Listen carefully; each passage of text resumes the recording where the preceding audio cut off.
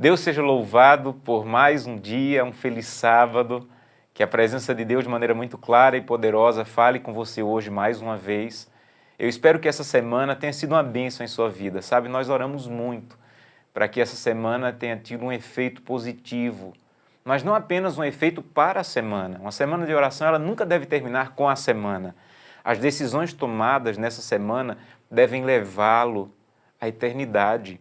O que você decidiu essa semana deve ir à presença de Deus todos os dias para renovar essas decisões. Então, espero que a semana tenha sido poderosa para a sua vida, para a sua família, que as decisões tomadas tenham ajudado a fortalecer sua intimidade com Cristo, buscando primeiro o reino. Esse agora tem que ser o seu estilo de vida, priorizar Deus em todos os aspectos da vida. Eu espero também que você tenha tido a oportunidade de ler o livro Primeiro Reino. Eu espero que a leitura do livro tenha sido uma bênção para a sua vida e que as decisões que esse livro também te levou a tomar sejam decisões que vão te ajudar na caminhada cristã. Hoje nós vamos concluir a semana. Vamos concluir a semana dos sermões, mas você não deve concluir a sua intimidade com Deus. Se você conseguiu buscar a Deus de maneira mais poderosa e mais íntima esses dias, continue. Você não necessita de um pastor pregando todos os dias ou da igreja aberta todos os dias para ir à presença de Deus. O trono de Deus está aberto e disponível para você todos os dias. Então vá à presença de Deus, continue na presença de Deus, mesmo ao final dessa semana de oração. Muito bem, hoje eu quero concluir com uma última mensagem. Eu considero que esse tema é como que um resumo do que o pastor Stanley nos apresentou, do que o pastor Marcos Bonfim nos apresentou, do que eu tentei apresentar ao longo da semana. E nós vamos falar hoje sobre adoração. Sabem, na vida cristã, nada é mais central do que a nossa adoração. Nada determina mais as decisões e a vida de um cristão do que a adoração. Na verdade, todo o conflito entre o bem e o mal começou por causa da adoração. Quando um ser criado quis ser adorado mais do que o ser criador, do que o Deus criador. Então, a adoração, ela é o centro do grande conflito. A adoração é o centro da vida cristã. E alguns dizem assim, olha pastor, mas eu sei o que é adoração. Eu venho para a igreja todo sábado. Eu sei o que é adoração, eu devolvo os dízimos e ofertas. Eu sei o que é adoração, eu cuido do meu corpo. Deixa eu te dizer uma coisa. Quanto mais perto do tempo do fim, mais profunda e ampla é a adoração. Quanto mais perto do tempo do fim, mais precisamos mergulhar nesse tema, nos aprofundar nesse tema da adoração. A adoração, por exemplo, no tempo do fim, ela não é determinada só por guardar o sábado de pôr do sol a pôr do sol. Nós temos uma orientação profética de que um decreto irá proibir a guarda do sábado. Então, se você entendeu que no tempo do fim é só guardar de pôr do sol a pôr do sol, quando vem a sair um decreto proibindo a guarda do sábado, você vai dizer assim, olha, mas ninguém me ensinou isso, ninguém me falou isso. Eu achava que era só de pôr do sol a pôr do sol, mas esse negócio de arriscar a vida por essa verdade, você entende? Quanto mais perto do tempo do fim chegamos, mais Deus vai dizer assim, olha, você já devolveu o dízimo e a oferta, mas daqui a pouco Babilônia vai tomar tudo o que temos, não vamos mais poder comprar nem vender. E Deus vai começar a avisar alguns que além do dízimo e oferta deve vender isso ou aquilo para empregar na causa de Deus antes que Babilônia tome tudo o que você tem. E se você não entendeu a adoração, você achou que era simplesmente dízimos e ofertas, você vai dizer, olha, mas dízimo e oferta tudo bem, eu já acho que é demais. Essa ideia agora de ter que entregar mais pela causa. Então entenda bem, é a adoração que nos leva a compreender que tipo de fidelidade precisamos ter para o tempo do fim.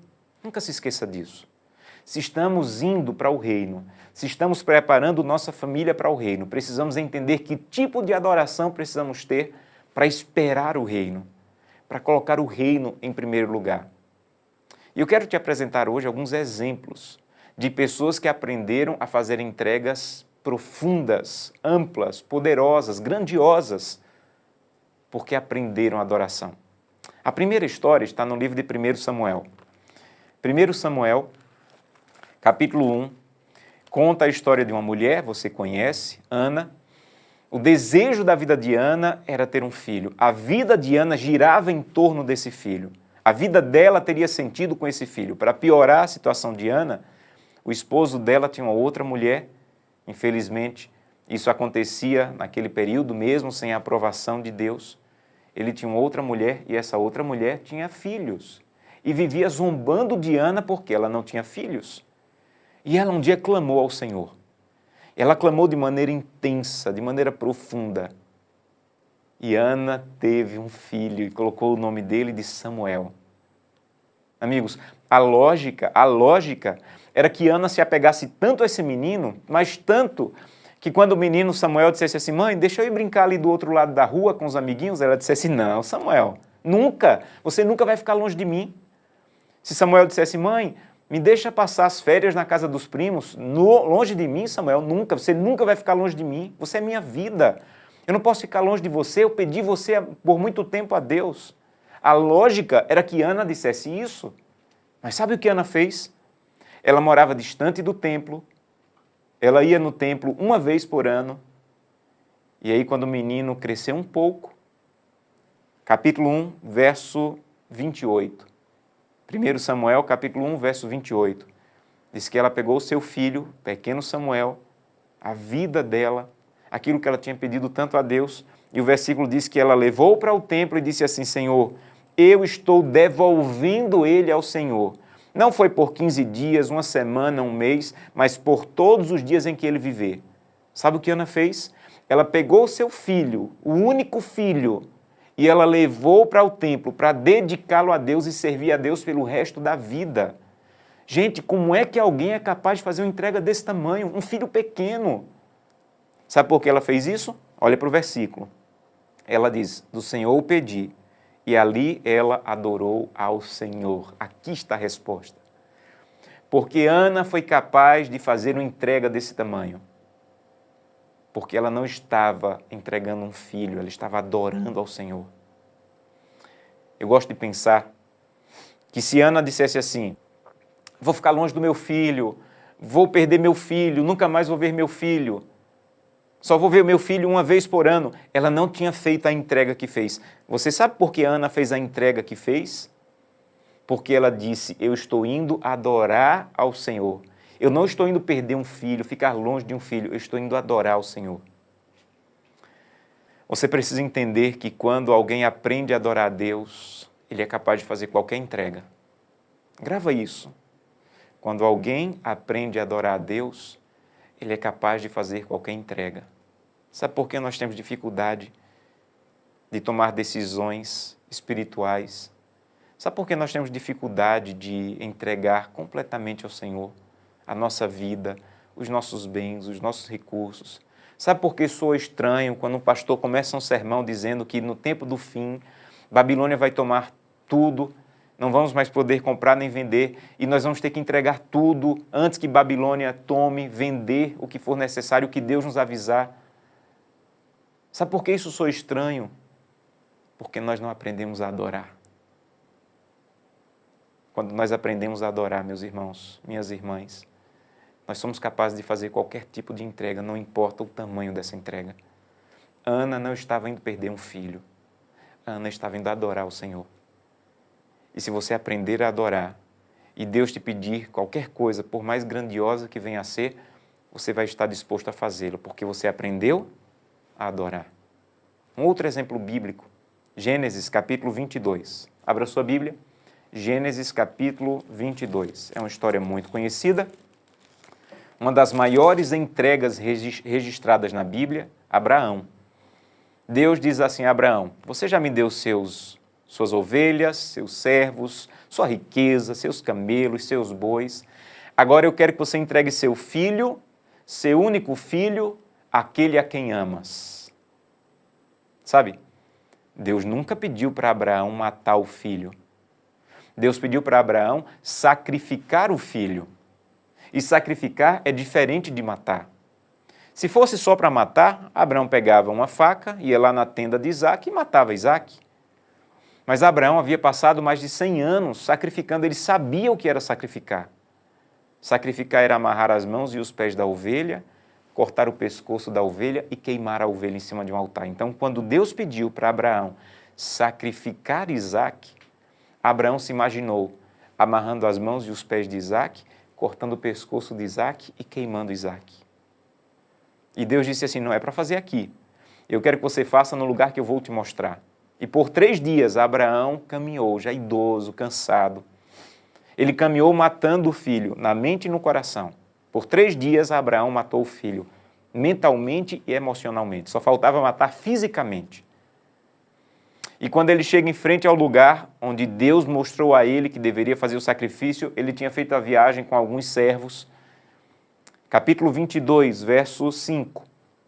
Quando ele chegou em frente ao lugar onde deveria sacrificar o filho, o verso diz assim, então ele disse aos seus servos, olha para a palavra de Deus, eu quero que você leia bem esse texto. Então ele disse aos seus servos, esperem aqui com o jumento, eu e o rapaz iremos até lá, e quando eu tiver matado Isaque, eu volto. É isso que diz sua Bíblia? Não. Esperem aqui com o jumento, eu e o rapaz iremos até lá, e quando eu tiver cortado o pescoço dele e queimado ele no altar, eu volto. É isso que diz sua Bíblia? Não. Sabe como diz sua Bíblia? Disse Abraão aos seus servos, esperem aqui com o jumento, eu e o rapaz iremos até lá, e quando tiver adorado, voltaremos. Aqui está o ponto. Se Abraão tivesse ido pensando assim, eu vou matar meu filho, eu vou cortar o pescoço do meu filho, eu vou queimar meu filho, nunca mais vou ver meu filho, ele não teria feito o que fez. Abraão fez o que fez porque ele estava indo adorar. E quando alguém aprende a adorar, ele é capaz de fazer qualquer entrega. Então o problema é que nós estamos vivendo a vida cristã assim. Ah, mas eu gosto muito de comer isso. Ah, mas a igreja diz que eu não posso comer isso. Ah, porque o manual da igreja diz isso. Ah, porque eu gosto disso, mas tenho que fazer outra coisa. Mas quando você aprende a adorar, você vai fazer, não porque esse diz, o manual diz, a comissão diz. Você vai fazer porque você aprendeu a adorar. E qualquer entrega é possível a um adorador. Consegue gravar isso? Qualquer entrega é possível para um adorador. Então, para mim um bom resumo do que você aprendeu essa semana é, se você aprender a adorar, você vai aprender a entregar. Se você aprender a adorar, não importa o tamanho da entrega que Deus venha te pedir, ela vai ser possível, porque tudo é possível a um verdadeiro adorador. Lembra quando Jesus estava conversando com a mulher no poço, samaritana, e ele disse, vai chegar o dia, e já chegou, em que o Pai está procurando verdadeiros adoradores. Pessoas que estão dispostas a dizer, Santo Deus, tudo é teu. Então a pergunta que você tem que estar se fazendo agora é, pastor, eu entendi. A adoração é muito importante. A questão é como eu faço para aprender a adorar. Eu espero que essa pergunta que você deve estar fazendo aí no seu coração, você queira ouvir a resposta bíblica e levá-la a sério.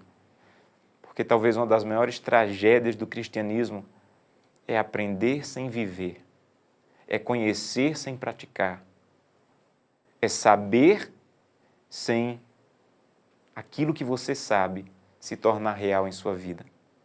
Então a pergunta é, como eu faço para aprender a adorar? Sabem, todo livro da Bíblia tem um motivo pelo qual ele foi escrito. Cada livro da Bíblia foi escrito por um motivo.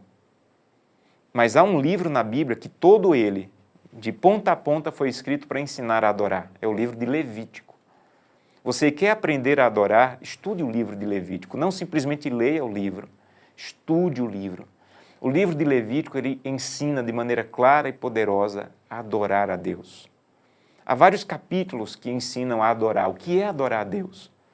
Mas eu quero ler com você o capítulo 19, Levítico capítulo 19. Abra sua Bíblia. Levítico capítulo 19. Esse capítulo, Moisés está repetindo leis e ensinando a adorar a Deus através da obediência. Como é que alguém é capaz de adorar a Deus sendo obediente? E ele vai ensinar no capítulo 19 Para entender o capítulo, eu quero te ensinar um pouco sobre a literatura judaica. Presta bem atenção, não é complicado. Na literatura judaica, eles têm o costume de usar a repetição para enfatizar. Por exemplo, quando querem dizer que Deus é santíssimo, eles dizem Deus é santo, santo, santo, porque a repetição é a ênfase. Então, sempre que você lê alguma coisa que se repete na Bíblia, presta atenção, porque aquilo é a ênfase, porque na cultura da literatura judaica, assim se coloca a ênfase. Quando você lê um capítulo, procure as palavras que mais se repetem. Se você acha uma palavra que se repete várias vezes, ali é o ponto central do capítulo, ali é a ênfase do capítulo. Olha para o capítulo 19. Para você entender, você tem que estar com a Bíblia aberta. Levítico, capítulo 19. Final do versículo 2, diz assim: Eu sou o Senhor vosso Deus. Final do versículo 3, eu sou o Senhor vosso Deus. Final do versículo 4, eu sou o Senhor vosso Deus.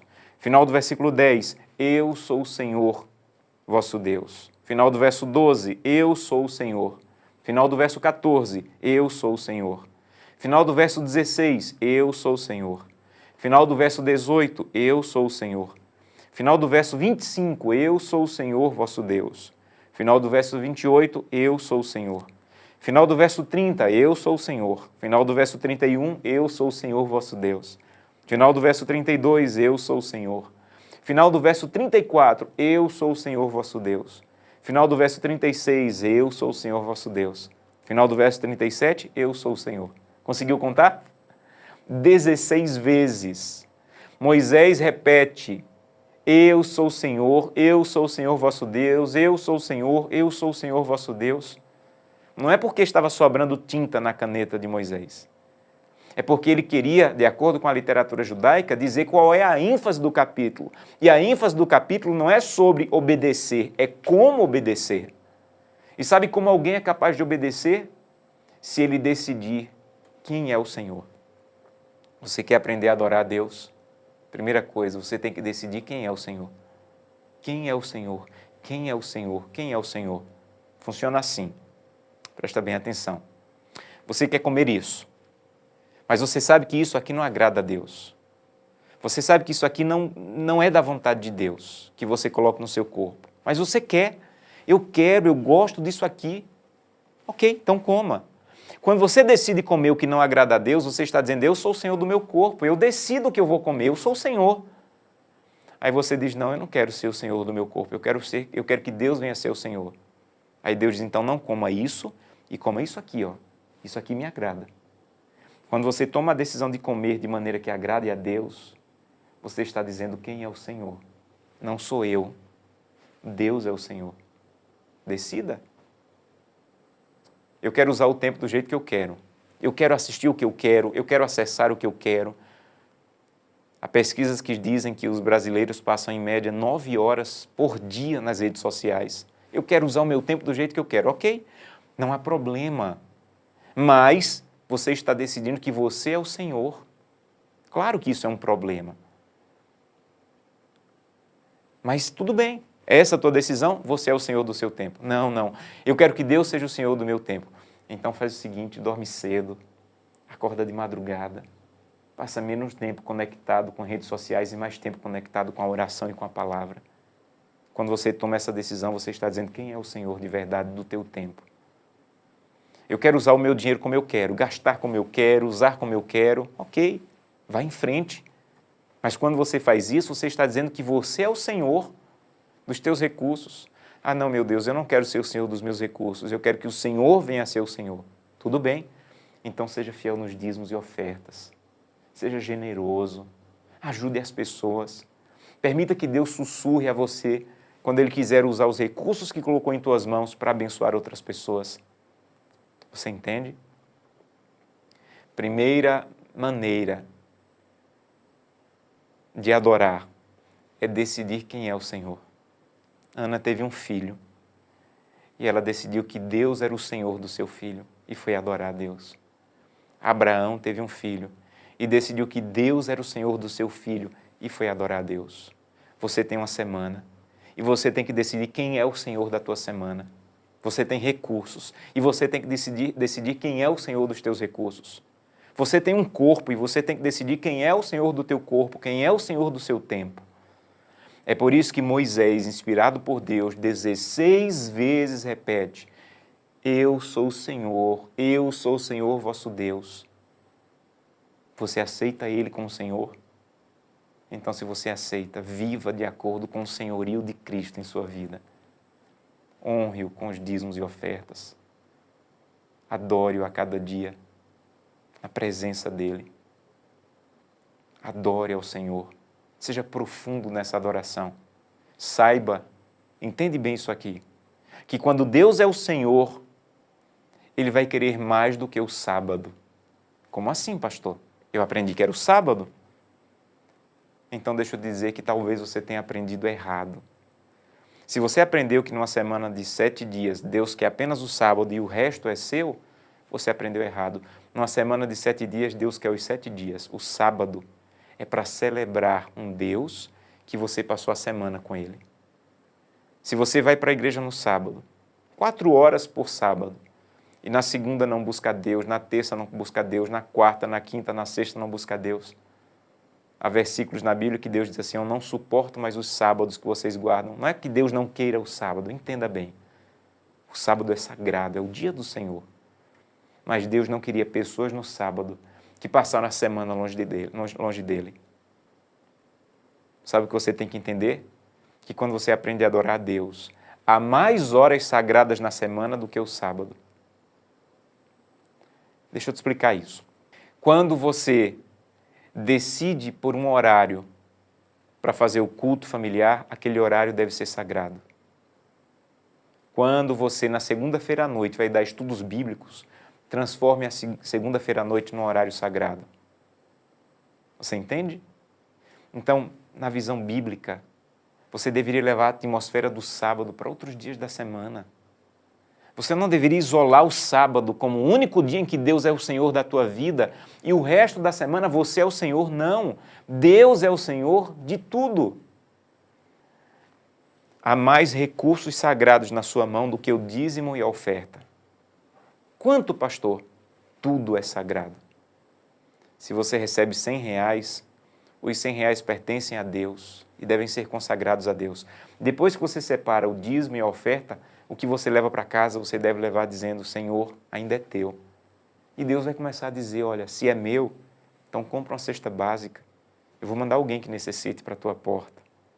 Se é meu, se eu sou o Senhor, então usa os teus recursos para ajudar o clube de desbravadores, além do dízimo e da oferta, para ajudar a asa da tua igreja, para ajudar a ADRA, para ajudar os jovens, para ajudar pessoas que eu vou colocar no teu caminho. Você entende? Quem é Senhor? Quem é o Senhor? Quem é o Senhor? Se Ele é o Senhor, Ele vai começar a sussurrar.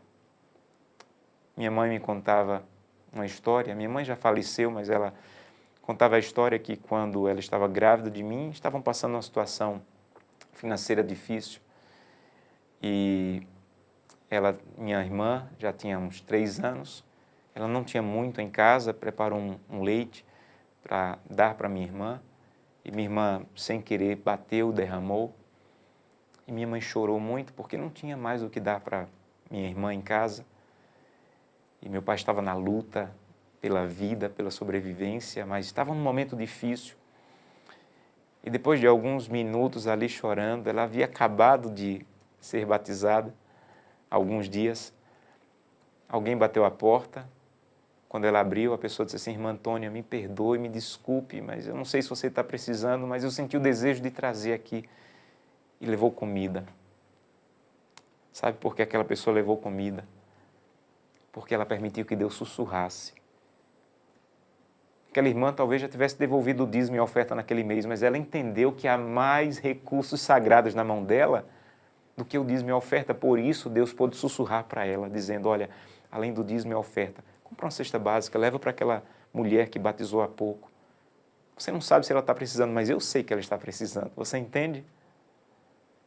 Então, primeira maneira de aprender a adorar a Deus, decidir quem é o Senhor. Segunda maneira, terminamos com isso, Deuteronômio, capítulo 8. Abra sua Bíblia, Deuteronômio, capítulo 8. Mais uma vez, Moisés usa a repetição. Deuteronômio capítulo 8, olha bem, verso 2. Recordar-te-ás de todo o caminho pelo qual o Senhor teu Deus te guiou no deserto. Versículo 11. Guarda-te para que não te esqueças do Senhor teu Deus. Versículo 14. E se eleve o teu coração e te esqueças do Senhor teu Deus. Verso 18. Antes te lembrarás do Senhor teu Deus. Verso 19. E se te esqueceres do Senhor teu Deus. Conseguiu contar? 5 vezes. 5 vezes. Não se esqueça, se lembre, não se esqueça, se recorde. Não se esqueça. Deus está dizendo, você quer aprender a adorar a Deus? Adorar é um ato de lembrar do que Deus tem feito em sua vida. Sabe por que as pessoas são infiéis? Porque elas esquecem o tamanho, a bondade, a grandiosidade, o amor, a graça do seu Deus. Adorar, ser fiel a Deus é um ato de olhar para trás e lembrar o que Deus tem feito. É por isso que nós guardamos o 7º dia da semana. Sabe por que nós guardamos o 7º dia? Porque nós lembramos para 6 dias que Deus nos deu. E nós dizemos, Santo Deus, eu te agradeço porque o Senhor me deu o 1º dia, o 2º dia dessa semana, o 3º, o 4º, o 5º, o 6º. E eu venho para a tua presença me lembrando hoje do teu cuidado. Quando uma pessoa que conhece a verdade do sábado, eu não quero te ferir, mas eu preciso te dizer isso. Quando uma pessoa que conhece a verdade do sábado não guarda o sábado, o que ela está dizendo de verdade é eu cheguei no 7º dia sozinho. Eu cheguei aqui sozinho. É por isso que Deus diz, não se esqueça, você não chegou aqui sozinho. Tem um Deus na tua história. Então, quando eu vou à igreja ao sábado, sabe o que eu vou fazer? Eu vou celebrar um Deus que me deu 6 dias na presença dEle. Quando alguém devolve o dízimo e a oferta, ele não devolve, como a teologia da prosperidade diz, devolvo porque Deus vai me devolver à frente. Não, eu não devolvo o dízimo e a oferta olhando para frente, eu devolvo o dízimo e a oferta olhando para trás, para o que Deus já me deu. Eu só estou devolvendo o dízimo porque Deus já me deu no passado. Então não é uma troca, eu vou devolver porque Deus vai me devolver. Não, eu vou devolver porque Deus já me deu. Quando alguém não é fiel nos dízimos e ofertas, sabe o que ela está dizendo de verdade? Eu consegui esse recurso sozinho. Eu cheguei ao final do mês sozinho. Eu consegui esses recursos por minha força. É por isso que o capítulo 8, Deuteronômio, capítulo 8, verso 17, o capítulo que nós lemos, mas o verso 17 tem uma coisa muito profunda, que talvez seja até dura para alguns, mas diz assim, meu filho, minha filha, você que assistiu essa semana de oração, não diga no teu coração, a minha força e o poder do meu braço me adquiriram riquezas. Não diga isso. Antes, se lembre do Senhor teu Deus, porque é Ele que te dá força para adquirires riqueza, para confirmar a sua aliança. Você entende? Não diga no seu coração, eu consegui. Você não conseguiu, foi Deus na tua história. Então, quando alguém é infiel nos dízimos e ofertas, o que ele está dizendo é, eu consegui sozinho com a força do meu braço. E nós temos que reconhecer que nós não chegamos longe com a força do nosso braço. Nós não chegamos longe com a nossa capacidade. Nós chegamos longe reconhecendo Deus em nossa vida, Deus em nossa história. Então, a segunda maneira de aprender a adorar é não esquecer, se lembrar, se recordar que há um Deus na sua história, há um Deus guiando a sua vida, há um Deus dirigindo a sua vida. Há um tempo atrás, um garoto que foi ensinado a devolver os dízimos e ofertas da mesada que recebia, ele devolvia o dízimo e a oferta e ele reservava um pouquinho para poupança, para comprar alguma coisa para ele. E ele tinha muito desejo de comprar alguma coisa que custava R$250. Ele conseguiu juntar R$200. E ele estava na expectativa pelos 50. E alguém deu de presente para esse garoto R$50. Gente, quando ele somou 200 mais 50, ele começou a pular. Eu tenho 250, eu tenho 250. Daqui a pouco começou a chorar. E chorava, chorando, chorando. E alguém perguntou, mas por que você está chorando? Eu vou ter que tirar o dízimo e a oferta dos 50, vai descompletar os 250. Ele rapidamente percebeu que quando tirasse o dízimo e a oferta dos 50, não teria mais 250. E começou a chorar. E disseram, você não quer devolver dízimo e oferta? Eu não quero. Não está feliz? Não está feliz. Então, é simples. Você vai no quarto e vai conversar com Deus. Vai dizer, Deus, eu não estou com vontade de devolver dízimo e oferta. Eu não quero devolver dízimo e oferta. E a criança arregalou o olho.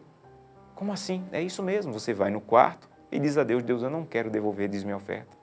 Eu não quero mais passar por isso. Então, Deus, por favor, nunca mais deixa que ninguém me dê dinheiro. Que ninguém nunca mais me dê nada. Ele disse, não, mas assim eu não quero. E a pessoa disse, mas é simples. Se você não tiver nada, o dízimo de nada é nada. A oferta de zero é zero. Mas se você tem, reconheça Deus. Seja fiel a Deus. Porque sabe por que você não tem nada? Porque você tem um Deus que te dá tudo. Então eu quero convidá-lo hoje a dizer, Santo Deus, eu quero reconhecer um Deus que me dá tudo, que me ampara, que me ajuda. Eu quero ser fiel a esse Deus. Me permitam concluir com a história de uma família que eu contei uma parte da história deles no sermão do sábado passado. Essa família que eu tive o privilégio e o prazer de conhecer, eles têm espalhados em um dos estados do Brasil mais de 70 lojas. E eles colocaram uma regra nas lojas. Toda loja só pode iniciar os trabalhos com culto. Todas as 70 lojas, todos os dias, tem que ter um culto. Não é que os funcionários chegam mais cedo, é que antes de atender as pessoas, eles começam o expediente com um culto. E um dia, esse casal, dono das lojas, estavam passando em uma cidade, iriam passar nessa cidade exatamente na hora do culto. Os funcionários nem esperavam que eles entrassem ali naquela cidade, mas eles disseram, olha, vamos passar na hora do culto, vamos fazer o culto com eles. E quando eles chegaram, na hora do culto, a loja já estava aberta, as pessoas já estavam sendo atendidas, ele chamou o gerente e perguntou, olha, vocês chegaram mais cedo, fizeram o culto antes? E o gerente disse, não, é que a pessoa que traz a chave da loja chegou um pouco atrasada, a gente viu que não ia dar tempo de fazer o culto e já abrimos a loja, já estamos atendendo. E ele disse, então feche a porta da loja e vamos fazer o culto. Mas já tem gente sendo atendida, não importa. Atende, fecha a porta da loja e vamos fazer um culto. Nenhuma das minhas lojas pode ser aberta sem que o verdadeiro dono seja adorado. Sabe, aquele irmão, ele fecha as lojas no sábado, mas ele entendeu que há mais horas sagradas na semana do que o sábado. E o horário do culto nas lojas dele é um horário sagrado. Sabe o que ele está dizendo? Eu aprendi a adorar o Senhor de maneira profunda e ampla. Ele me dizia, pastor, o que eu tenho não é por minha capacidade. Eu não tenho formação em administração, em marketing, em comércio.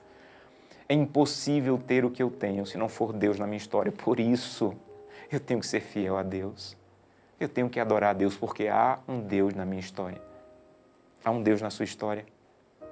Então reconheça isso adorando ao Senhor. Quantos querem dizer hoje, Senhor, eu quero te adorar de verdade? Você vai receber um cartão. E esse cartão se chama Meu Pacto Solene, buscando primeiro o reino. E esse cartão, ele tem o objetivo a levar você a tomar decisões. Essas decisões eu quero convidá-la a tomar nesse momento. Se você tem esse cartão nas mãos, pega esse cartão aí. E eu quero convidar você a finalizar esse sermão com essas decisões. Primeiro, separar a cada dia um momento para buscar a Deus e a sua palavra. Esse é o seu desejo, marque aí. Segundo, separar um momento a cada dia para estudar a lição da escola sabatina. Como é importante se aprofundar no estudo bíblico através da lição. Terceiro, escolher 2 momentos pela manhã e ao final do dia para um culto familiar, que vai deixar marcas no coração do teu filho. Marque esse momento, agende esse momento, torne esse momento sagrado.